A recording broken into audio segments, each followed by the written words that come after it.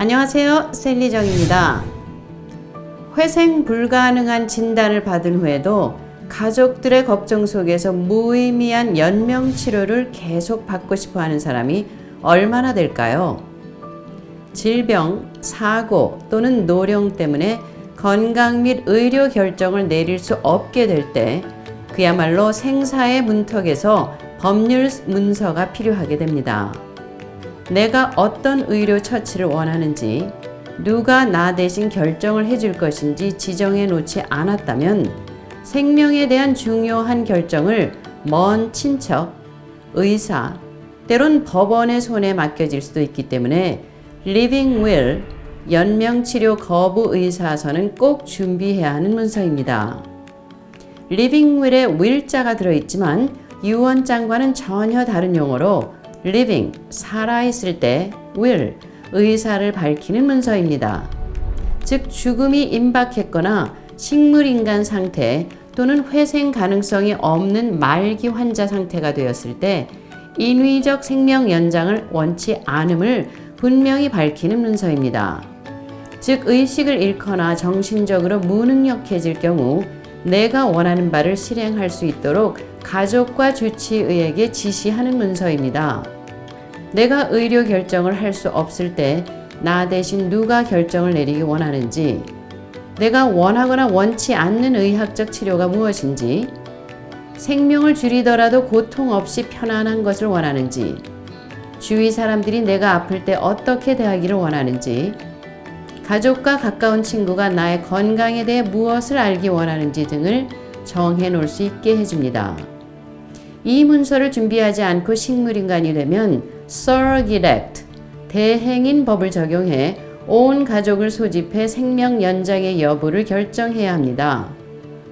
연명치료란 말기 환자의 생명을 연장시키는 처치로 튜브 급식이나 영양주입, 항생제 투약, 인공호흡기나 심장박동기, 신장투석 등의 장기 기능 보조, 심폐소생술 등을 포함합니다. 이 문서는 판단 능력이 있을 때 작성을 해야 본인이 연명치료 중단을 원했음을 명백히 밝힐 수 있으므로 건강할 때 미리 준비해야 되겠죠. 내가 의사를 표현할 수 없는 상태가 되면 가족과 의료진은 Power of Attorney, 위임장과 Living Will에 적힌 대로 시행함으로써 내가 치료를 거부할 수 있는 법적 권리를 행사하도록 도와줍니다.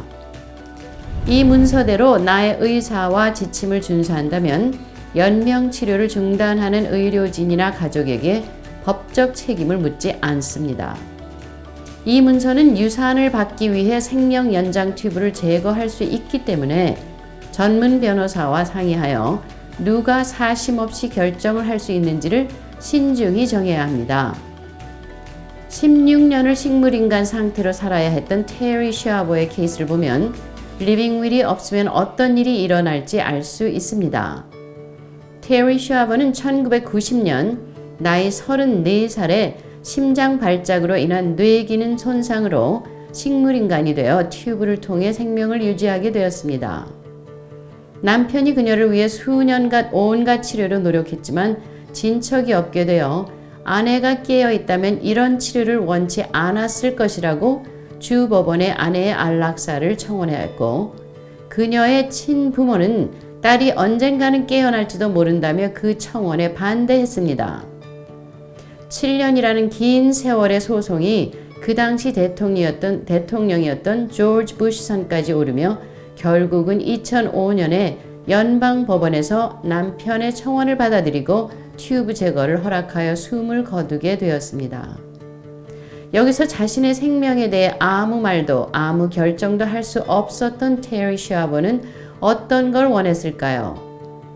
우리는 아직까지도 그녀가 무엇을 원했는지 알 수 없지만 그녀에게 미리 작성한 리빙 윌이 있었다면 자신이 원하는 치료를 받거나 남편 등 지정한 사람이 결정을 내릴 수 있도록 정해 놓을 수 있었을 것입니다.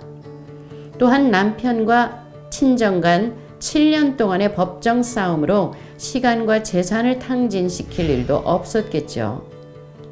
이 문서를 미리 작성하였다면 죽을 권리 또는 생명을 이어갈 권리를 다른 사람이 아닌 자신의 요청대로 이루어질 수 있다는 것입니다. 도움 원하시면 312-982-1999로 연락 주십시오. 감사합니다.